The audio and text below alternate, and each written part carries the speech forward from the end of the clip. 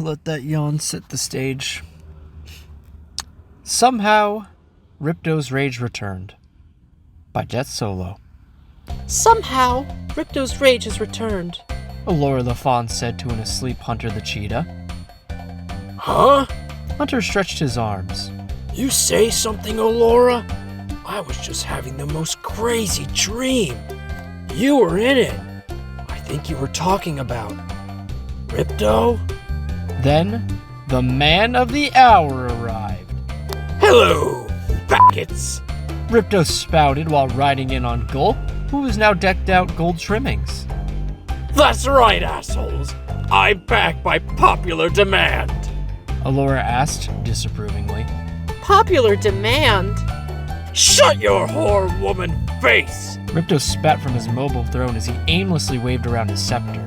I know there's no fucking dragons this time.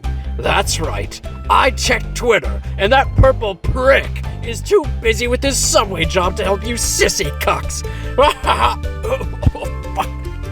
Hunter looked ready to grr. What do you want this time, Ripto? Duh. Gulp dirred. That's right, boss. What do we want this time? Duh. Quiet, you prehistoric shit stain. You don't speak. Ever. Ripto glared at Allura, and Hunter then. This time, I'm taking over Avalar the legal way. Legal way? Allura asked. I said shut your cock hole, you filthy femoid. Ripto roared. By this time next year, you'll be calling me President Ripto. What? Hunter gasped. Got cum in your ears, furry? Ripto giggled. I'm going to make Avalar great again. He spanked Gulp with the back of his scepter. As Gulp ran off, Ripto yelled out, You better vote for me or I'll have you deported. With that, Allura raised her limited polygon arm and said, His dick has to be this small. Hunter sort of whispered, Allura, this is bad. We can't beat up Ripto if he's running for office. Hunter paused. You're right, Hunter. That would come off sort of questionable.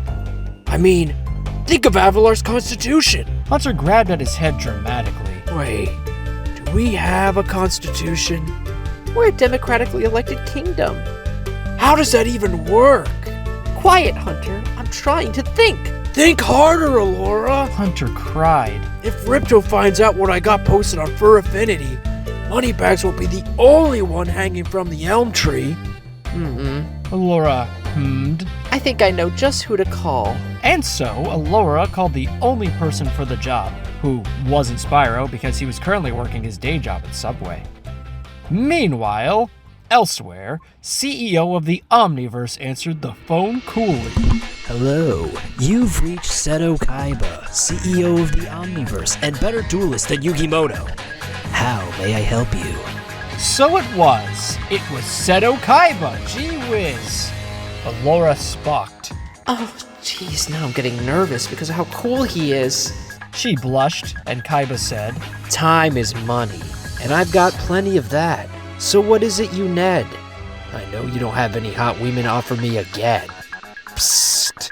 Hunter psst. Are you sure about this guy? He sounds kind of, I don't know, off. He's our best chance, Hunter. Allura said. Plus, he has lots of money. Sounds like kind of a douche. Hunter said accurately. Hey, I resemble that remark, you sissy kitty.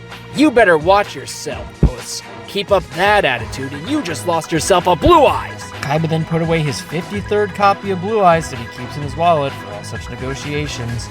Allura and Hunter could not see this. What does that even mean? Hunter asked. You'll have to find out when I'm president. Kaiba said, doing God only knows what pose they couldn't see. So that means you're running against Ripto? Allura asked. Just then, Kaiba's nuclear-powered Blue Eyes White Dragon Ultra Jet Shuttle crashed through the window walls beside Allura and Hunter. As the dust settled, Kaiba was revealed to already be standing atop the environmentally hazardous war machine. It means I'm in it to win it, said Kaiba, which, to Allura's distress, wowed Hunter. Wow, he's got my vote. Hunter folded arms like cool man, and it was so. Meanwhile, Also elsewhere, Ripto was bathing in his hot tub in the Palace of Avalar, which he preemptively moved into it. He was posting on Twitter when he saw hashtag Kaiba for Avalar trending. What the fuck is that? He then proceeded to Google Kaiba's name, which led to him shouting, Oh, fuck muffins. This rich f*** is rich. I'll have to resort to a careful political maneuvering to outwit this one. Just then, Ripto had crushed smashed money bags against a back alley wall. Fund my campaign, and I won't have your money-grubbing ass crushed to a pulp. Ripto asked, angrily. You already promised you were going to, what? Ripto asked angrily. Something about being gassed? How about this, you overstuffed Jew? Fund my campaign, and I might not have you gassed or crushed to a pulp. Deal? Crush raised his club, aptly inscribed the final solution. Deal. The next day, the presidency campaign was underway. Ripto was perusing Avalar, using Gulp to sniff out the competition, quite literally. Anyone deemed a grubby duelist, dragon, or smelly Kaiba supporter was quickly and deadly dealt with. Crush! Kill him! And Crush would have if he were actually there. Oh, right, I forgot to revive him today. Fuck! Said Ripto's rage, and he did. So, then he did the kind and sensible thing any candidate would do. He threw the bombs that he bought off of money bags. See Ripto's rage for more info. Kaiba thought this was pathetic. This is pathetic. It's like Mokuba always said. What was it he said? He then texted Mokuba for answer. Ah, yes. If you have to do things, it's better you do them yourself. Then Kaiba did unthinkable and bribed every voter in Avalar with bags of money, women, guns, and even Blue Eyes White Dragon cards that were signed by him. And it was working. At a campaign rally, which Kaiba used to show off his Blue Eyes White Dragon cards to a starstruck audience, Ripto arrived in the back. He looked to the mega screen showing the cards, and Ripto said, Is that a... Oh, I hate dragons! Go, use your fucking lasers and light this fucking convention up! Duh! Ripto smacked the back of Gulp's head. Without speaking! Just then, as energy balls were shot from Gulp's gold-plated laser cannons, and as the audience began to panic, Kaiba merely smired. I have the perfect counter to those balls. And he had the big blue balls to back up that statement. So Kaiba called in his Blue Eyes Blue Balls barrier.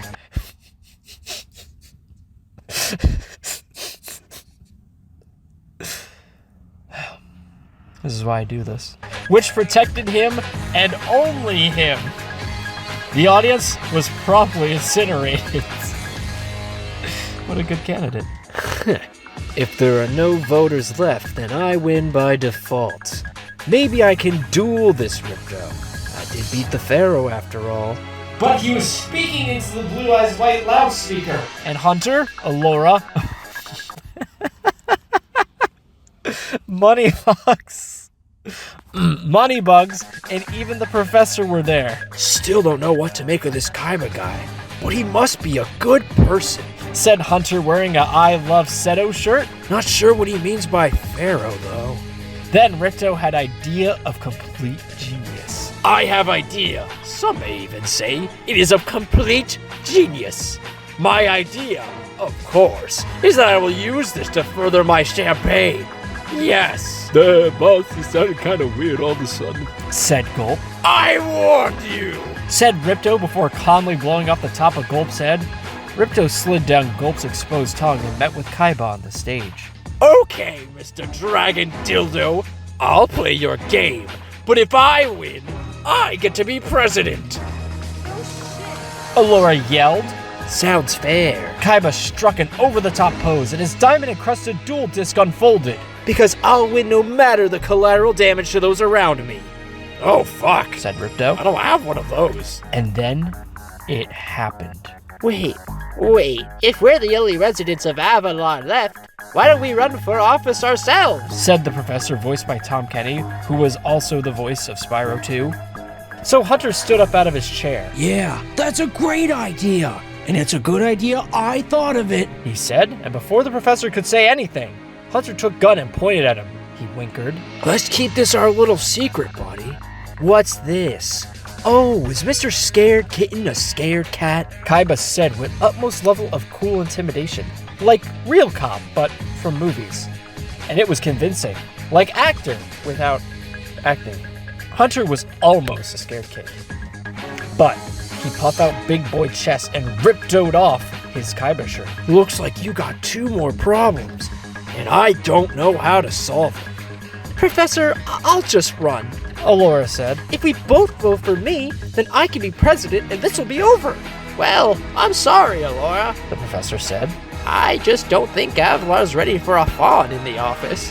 Professor, Allura cried. The incel is right. Ripto said. Why don't you just mosey on back to the kitchen?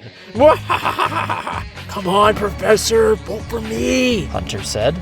Well, seeing as how I really don't give that much of a shit, fine. I vote for Hunter. The professor voted. No! Kaiba knowed in rage. Too bad I already voted for Kaiba. Hunter said, scratching the back of his head. Huh, then I vote for Kaiba. Kaiba said. What? Ripto criped. I am the president now. Kaiba declared. You losers will be sleeping alone. Just then, Spyro flew down and landed on the stage. guys, which one of you said I'm working at Subway? Do I really have to explain that drawing again? Spyro slowly looked around the room, complete with a burned-to-death audience and a skull-blown goal. Did I miss something? Fucking dragon. Ripto raged. You haven't seen the last of me. Now, goodbye forever. Ripto said before power walking off the stage like a fuck. Something tells me we won't be hearing from him again. Spyro winked at me.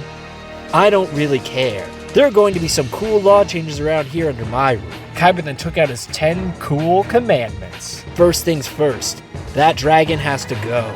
So, Spyro was forcefully evicted and thrown into the portal to Dragon Shores, where Ripto went for a vacation. He was never heard from again. And as for you losers, the chicken stay. But the rest of you geezers gotta go too. You're cramping my style. And Kaiba would later have sex with Allura, but not now. Wow! Asked Hunter. The happy ends. Gee whiz, well, if you stayed this long, thank you for listening. Tune in next week when we will not be reading more of this. Take care.